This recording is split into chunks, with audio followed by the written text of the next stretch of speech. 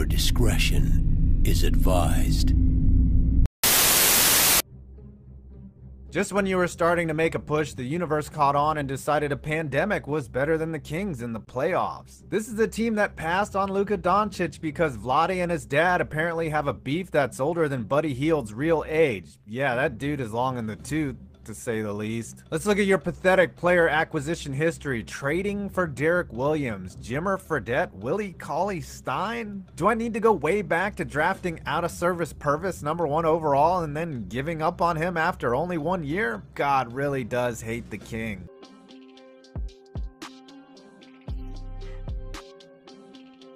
Now for a building that has something to do with our current situation, the Sleep Train Arena, housed the Kings for nearly 30 years, then was close to abandoned, serving as the backdrop for swap meets and Jehovah's Witness gatherings. Now the gym has been turned into a temporary hospital during the pandemic. Hopefully it's not renamed Death Train Arena. Maybe forced to move, the Sacramento Kings. The Kings famously avoided relocation in the early aughts, where they had literally signed all the paperwork to pack up and move to Seattle. However, the city of Sacramento and the league stepped up. The team was sold to a new owner and it would be easy sailing from then on. Wrong. Amidst a 16-year drought, no single active NBA player has faced the Kings in the playoffs, and their continued ineptness makes you wonder not if, but when the team actually does move to Seattle. Despite there not being any open plans to move, many things are against the Kings staying. A meddling owner that doesn't understand basketball, an indifferent fan base that has nothing to cheer for, and L's all over the court make you wonder just how long Adam Silver will allow this shit show to last. Slamson the Lion, Sacramento. He's got a great name and most of the outfit is pretty cool, but he has the face of a horror movie villain like Michael Myers. Seriously, what is with the dead eyes? It reminds me a lot of my ex-wife. Rating 4 out of 10. Sacramento Kings, Oscar Robertson. If you're having a hard time remembering the Big O in a Kings jersey, that's because he played for the Cincinnati Royals, which is what the franchise was named at the time. Big O's statistical exploits are well known by now. He was averaging triple doubles before it was cool. He even won an MVP smack dab in the middle of Wilt and Russell's primes. He was an ultra efficient scorer for a guard while putting up all these huge numbers. I do find it interesting how his teams really didn't have as much success as you'd expect, and he definitely get roasted for losing as much as he did if he played in the social media era. But regardless, his all-around excellence should not be overlooked. Sacramento Kings, Thomas Robinson. One of the easily forgotten draft busts, Robinson was drafted 5th overall by the Kings in 2012 and simply never found his footing in the pros. He was a classic tweener who couldn't shoot and really only excelled at rebounding. Sacramento traded him midway through his rookie year after he appeared in just 51 games with the team. Robinson would play 5 years in the NBA overall and was constantly on the move, playing for 6 teams. I feel like there was a good player in there somewhere, but he just never could put it together. Sacramento Kings. I don't think Kings fans even exist anymore, but I'll give it my best shot. Blaming the 2002 team choking away a 3-2 lead on the refs is kinda lame. Yeah, I know, it was said to be fixed, but you still had a Game 7 at home, the game was up for grabs late, and you guys didn't make the crucial shots to win. That's not the refs' fault. Don't forget, if Vlade Divac didn't swat the ball out to Robert Horry in the final seconds of Game 4, you guys would have gone up 3-1. That's not on the refs. The series was there for the taking, and you just blew it. You would have won the title that year too if you didn't shit your pants. Had you won it all in 2002, maybe you get over the mental hump and become a dynasty, and wouldn't be going 16 years straight without making the playoffs.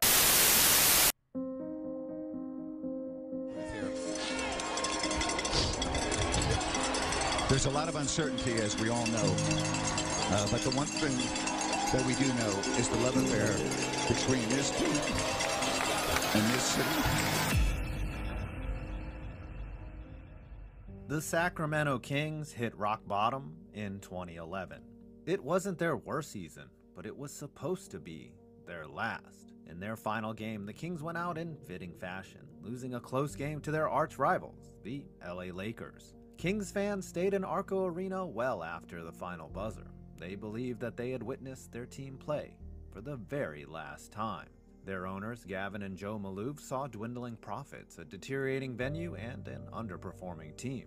They saw their future elsewhere, down in SoCal, where they would be third fiddle to the Lakers and Clippers, or up in Seattle, where they would replace the recently departed Supersonics. This was the team's darkest hour, and now they are amidst a 16-year playoff drought, so it hasn't gotten any better since. How did we get here? The Sacramento Kings were not always a losing organization. Over a decade after moving to Sacktown, the Kings had found an identity as the greatest show on court. In 2002, they stood a game away from the NBA Finals, primed for the Larry O'Brien Trophy. Two factors got in the way. The Kings shooters went cold, and in the most infamous fashion, the whistles became heavily lopsided in favor of the Lakers, who would go on to three-peat as NBA champs. The Kings were left in the dust. Once the best team in the NBA, the city of Sacramento nursed their wounds and regrouped, but the trauma would never fade. Then a year later, the curtains dropped on the greatest show on court. Star forward Chris Webber suffered a major knee injury in the playoffs. The Kings lost in 7, and their best player was never the same. A year after that, with Webber back on the court but lacking his trademark athleticism, the Kings were bested once again in the second round. An early exit a year later, and the show was officially over. Center Vlade Divac signed with the Lakers. Doug Christie was traded for Cuttino Mobley. Sparkplug Bobby Jackson was swapped out for Bonzi Wells. And finally, Chris Webber was auctioned off for Corliss Williamson, Kenny Thomas, and Brian Skinner. Not exactly the components of a proper rebuild. "We wish him the best," Kings GM Jeff Petrie said. "The memories remain property of the Sacramento Kings. Those memories will have to last for a long time." The Kings of the early 2000s were no longer recognizable, but one last move put the nail in the coffin. After a 73-game suspension following the incident known as the Malice at the Palace, the Kings traded for Pacers forward Ron Artest, a troubled but immensely talented piece. In return, the Kings let go of Peja Stojakovic, the last link to their glory days. The gamble didn't bust, but it didn't bring large dividends either. They found themselves in the 2006 playoffs, but something was off. Had they accepted their fate and embraced the tank for another year, the Kings could have had the chance to draft Mike Conley, Al Horford, or even Kevin Durant. The Kings' philosophy was somewhere between rebuilding and contending, and in the end, they got neither. Sacramento fell in the first round of the playoffs, and that was that. 16 years have passed, and the Kings have not qualified for the playoffs since. After their roster had been gutted, the Kings bottomed out in the 2008-2009 season. They had cycled through 2 head coaches since moving on from the great Rick Adelman. Eric Musselman collected just 33 wins and a DUI before he was dismissed, and former Kings player Reggie Theus flirted with 500 before falling victim to a depleted roster. The 09 Kings finished with just 17 wins, by far the lowest mark in team history, and the worst in the NBA that season. Fortunately, a promising draft awaited them, names like Blake Griffin, James Harden, DeMar DeRozan, and Steph Curry, and it appeared the Kings had picked the right time to tank. Despite having the best odds of landing the #1 overall pick, the Kings earned the 4th overall selection, the worst slot possible for a team with the worst record. The Kings missed out on Griffin and Harden, but like 5 other teams, whiffed on Steph Curry. Their selection was Memphis guard Tyreke Evans, a talented finisher but a flawed shooter. Evans' rookie campaign was promising, well, maybe more than promising. He averaged 25 and 5 on his way to Rookie of the Year, while the other top picks failed to hit their stride in year 1. But regression fell on young Evans, and without a reliable perimeter shot, defenses adjusted to his skill set. But in year 2 of the Evans experience, the Kings did hit on a draft pick. This time it was Kentucky big man DeMarcus Cousins. Cousins wasn't the freak athlete that Chris Webber was, but he was a bully down low and gave the team a much-needed sense of physicality. But like all things Sacramento, there was a dark underbelly. Cousins got better on the court every year, but he failed to mature at the same pace. Cousins feuded with opponents like Blake Griffin, coaches like George Karl, and even play-by-play announcer Grant Napier. Despite questions about their maturity, Evans and Cousins could put up a show, but it didn't necessarily mean the Kings were rolling in profits. Yeah, despite Jimmer Fredette on the roster, the Kings were still struggling. By the end of the 2010-2011 season, the Kings looked destined for relocation. Virginia Beach, Seattle, and even Los Angeles were bandied about as possible destinations for the struggling franchise. News outlets even reported that the sale to a Seattle-based ownership group was final, leading many fans to believe it was over.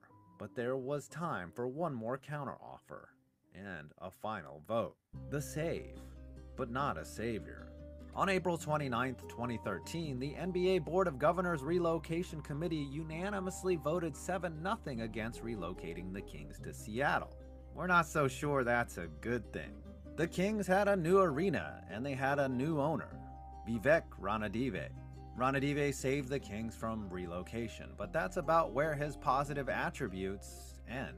Ranadive meddled in day-to-day affairs, occasionally embarrassing himself by announcing his delusions of a 4-on-5 cherry-picking play style that was going to lead the Kings to glory. Ranadive butted heads with GM Vlade Divac, who in 2017 pulled off a blockbuster trade that sent DeMarcus Cousins to New Orleans and netted shooter Buddy Hield. Divac stuck his neck out, telling reporters that if the trade didn't work out, he would step down in 2 years. Bemoaned at the time, the trade actually aged well, and with the addition of first-round pick De'Aaron Fox, the Kings actually looked like a playoff contender in the 2018-2019 season under new head coach Dave Joerger. The Kings were 31-28 in late February and looked primed to end their playoff drought after 13 years. But a late season collapse left them 4 games under 500 and led to the surprise firing of Joerger.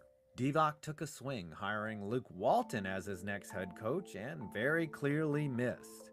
Walton was immediately greeted with Watson-style accusations and put together back-to-back lackluster campaigns in Sacramento. Divac kept his word and resigned as GM after the conclusion of the NBA bubble in the summer of 2020. But it wasn't because of the Cousins trade.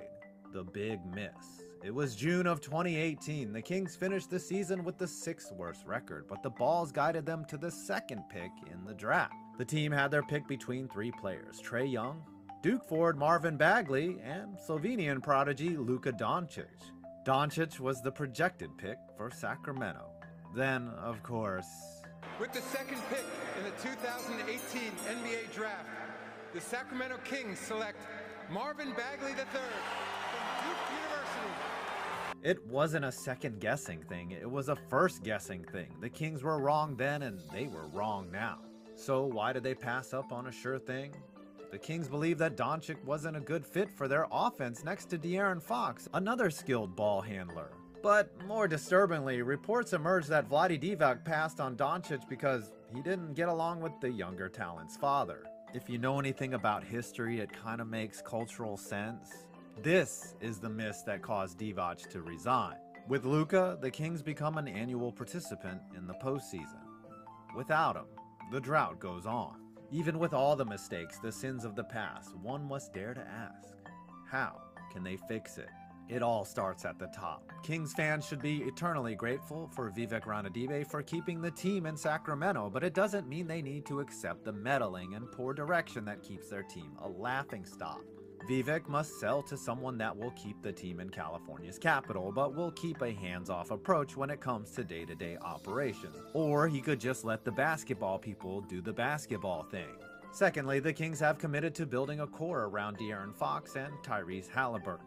In order to maximize their strengths, Sacramento needs to offload Harrison Barnes, Richaun Holmes, and Buddy Hield, and pray that they're lucky enough to land a talented wing or big man in the upcoming draft.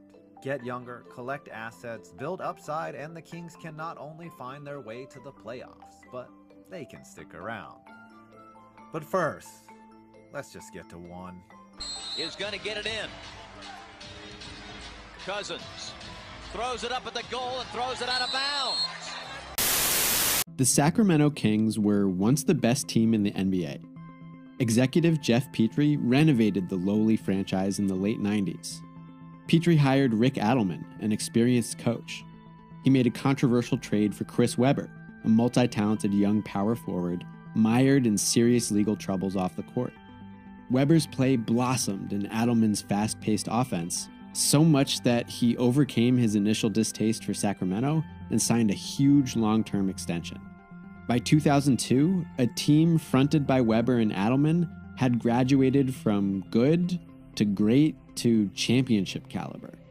Center Vlade Divac complemented Webber down low with his own veteran savvy and creative flair. Young Peja Stojakovic broke out as not just an elite shooter, but an all-star, one of the league's best scorers.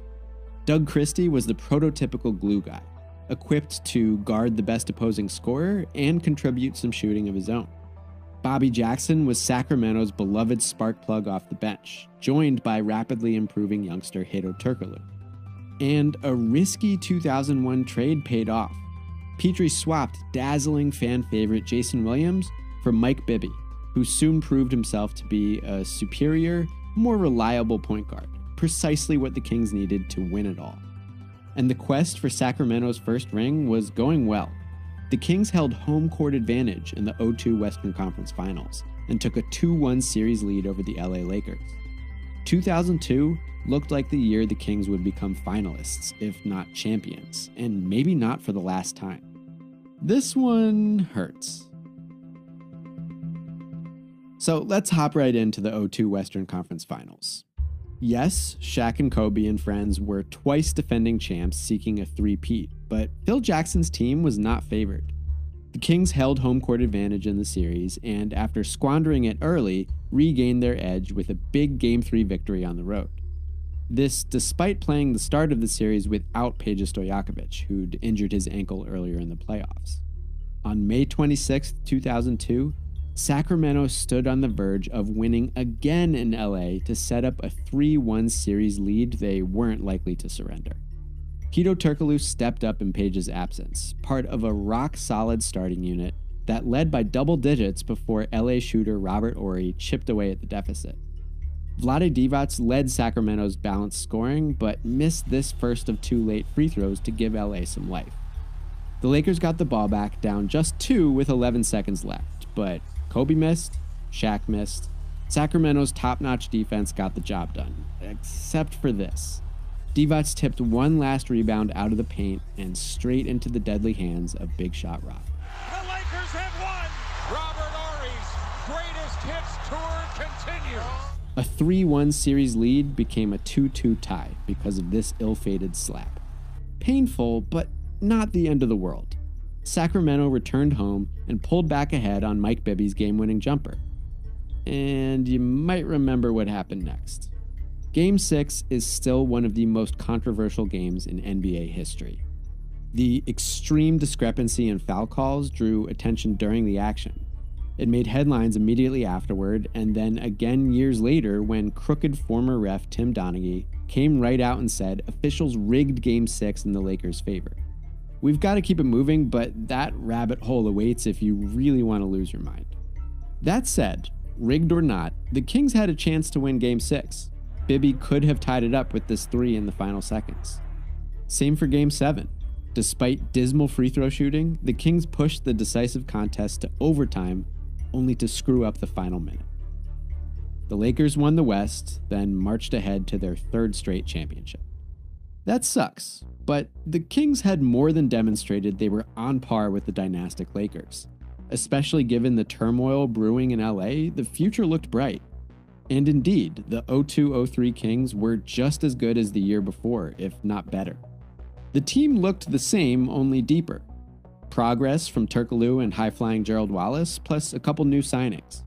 Even with Webber, Stojakovic, Bibby, and Bobby Jackson all missing significant time due to injury, the Kings nearly matched their 0-2 peak. They won 59 games and got healthy in time for the postseason, where they unceremoniously extinguished the Stockton-Malone title quest. Next up were the Dallas Mavericks, an excellent team, but one the Kings had handled in the regular season. Sacramento immediately made a statement by dominating Game 1 in Dallas. Game 2 brought disaster. In the 3rd quarter of a blowout loss, Webber planted his feet to catch a lob from Bibby and never made it off the floor. After years of wear, the meniscus in Webber's left knee tore. The Kings competed impressively without their top scorer, but fell to Dallas in Game 7. 1 year after cruel twists of fate and dubious officiating pushed the Kings off the precipice of victory, an injury stopped their second ascent well short. And this one hurt long term. Webber's injury required summertime surgery, and the Kings would miss their star for a while. Petrie knew Sacramento needed help down low. He acquired Brad Miller in a deal that lost the Kings Turkoglu and key bench defender Scott Pollard. That and a couple other little moves left Coach Adelman with less depth, much less defense, and of course no Webber entering 03-04. But the Kings still had Peja, who earned a few MVP votes with a brilliant season of scoring. The Kings didn't reintroduce Weber, who served a suspension on top of his recovery, until March. They lost Bobby Jackson mid-season. Even with all that, Sacramento won 55 games and entered the playoffs a 4 seed. But the playoff prelude looked entirely different. Weber wasn't himself. His percentages drooped, his defense disappeared, and his presence stymied the system Adelman had reshaped around Stojakovic and Bibby. Once the face of the Kings, Weber bickered with teammates and got booed at home. Reports even surfaced of Weber wanting a trade. Sacramento rekindled some positive vibes with a first-round revenge victory over the Mavericks. In the second round, they scrapped out another 7-game series against the Timberwolves. Weber put up an admirable fight against league MVP Kevin Garnett. But KG owned Game 7 in Minnesota, and in the final seconds, Weber's shot for overtime wiggled free of the rim. Now what? With no more basketball, the Kings had to figure out who they were and what, if anything, must change. Petrie had succeeded before with big, risky swings. Would he try something again? He wasn't going to fire Adelman, the first coach ever to win in Sacramento. And though Weber's return went badly for all involved parties, trading the star wasn't the GM's first or second or any choice. Better to let the big guy regain form. Petrie seemed most inclined to keep the core intact, but it wasn't entirely up to him. Divac left in free agency. As much as he loved Sacramento, the 36-year-old wanted one more big contract, and he found that with the post-Shaq Lakers. Stojakovic was disappointed to see Vlade go, and irritated with Weber's ongoing public remarks. So Peja requested a trade, anywhere. No dice. The Maloof brothers, who owned the Kings, dismissed the idea. They and Petrie met with Peja and told him to plan on sticking around, so he did. Observers saw a team in turmoil, but the Kings stayed mostly intact. Their main error of note was letting the expansion Bobcats snatch away Gerald Wallace, who blossomed in Charlotte. But Sacramento made up for that by drafting another late bloomer, Kevin Martin. Nice photo. Other than that, the Kings just snagged big old Greg Ostertag to replace Divac and marched ahead, hoping everyone would get along. Things seemed fine.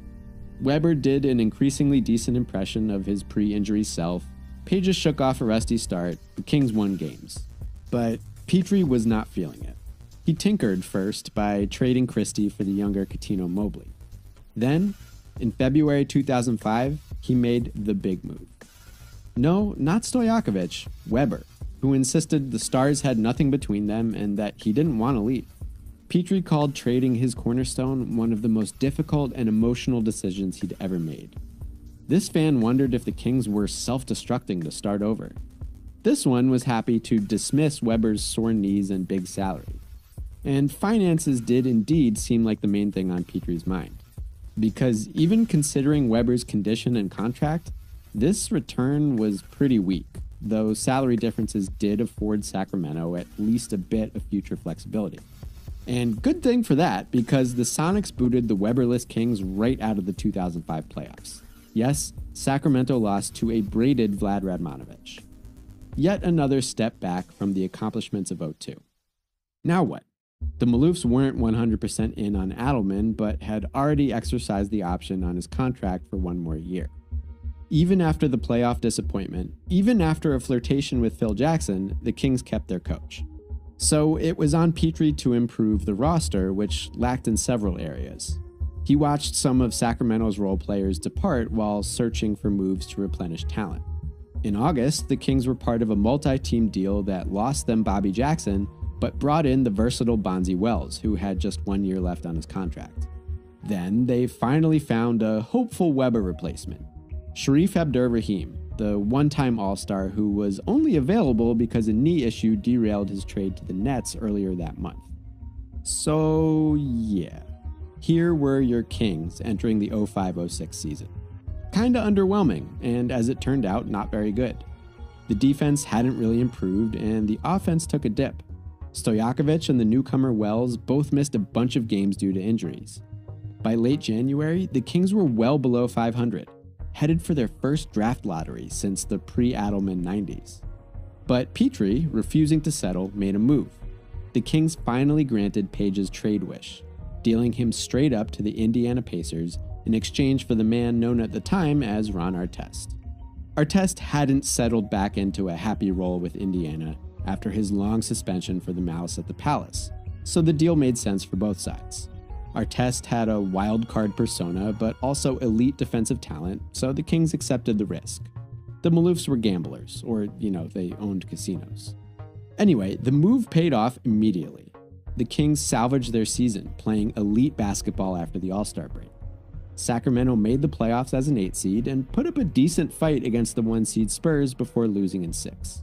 Now, at this point, you might be saying, okay, so an elite team met some bad luck, made some moves, and regressed to middle of the pack. Not much of a collapse. Shut up. Here it comes. Not long after the playoff defeat, the Kings fired Coach Adelman. Petrie may have wanted to keep his old friend around, but those spiky-haired brothers who'd courted Phil Jackson, then spent the last season screaming from the sidelines, were done with the coach. To replace Adelman, the Kings hired Eric Musselman. Why Adelman when you can muscle men? After some negotiations with Wells, now a free agent, the Kings let him walk and signed John Salmons to a big contract. And here you go, the 2006-2007 Sacramento Kings. Artest played well, Bibi and Abdur-Rahim stayed healthy, Salmons was fine, and Kevin Martin broke out as one of the league's top scorers. And they sucked. Musselman's team played fast like the old Kings, but their offense was much less efficient and their defense dismal. The Kings lost 49 games and missed the playoffs. So they fired Musselman, hired Reggie Theus as coach, picked Spencer Hawes in the lottery, and spent money on big man Mikey Moore. When that team predictably continued to lose, Petrie dealt away the last remaining member of the 02 Kings, Mike Bibby, to dip fully into rebuild mode. From 08 to 09, the Kings emptied out. They became the worst team in the NBA. The 09 draft lottery, though, didn't go how they'd hoped. Sacramento, represented by a recently retired Weber, held the best odds but fell to the 4th pick. The Kings thus missed out on Blake Griffin and James Harden. They ended up picking Tyreke Evans, who won Rookie of the Year and played quite well for a while, but also was not Steph Curry, who went 7th. In the ensuing years, Petrie neither strung together great lottery picks nor found the right leader. He picked DeMarcus Cousins in 2010, which was good, but then he chose Jimmer Fredette instead of any of these guys in 2011, and picked Thomas Robinson over these guys in 2012. After employing Adelman for 8 straight winning seasons, the Kings had 5 coaches over the next 7 losing seasons. Never again in Petrie's tenure did Sacramento crack even 30 wins. Climbing out of the basement is way harder than diving into it, and constant threats of franchise relocation only deepened the gloom of this era. With new ownership in 2013, the Kings stayed in Sacramento, but Petrie did not. Out went the final relic of that time the Sacramento Kings were really good. It's a distinct period in the team's history. In the first 35 years the Kings played in Sacramento, they enjoyed 8 winning seasons. Those seasons happened consecutively, and they coincide precisely with the tenure of Coach Rick Adelman. Those Kings became the league's mightiest team with a perfect mix of players, including stars of different ages, a terrific supporting cast, and the right point guard for the moment. This team was a magnificent construction, but misfortune of every kind forced the architect to dismantle his creation. He never retrieved the right parts to rebuild, and as fast as the Sacramento Kings had climbed, they collapsed.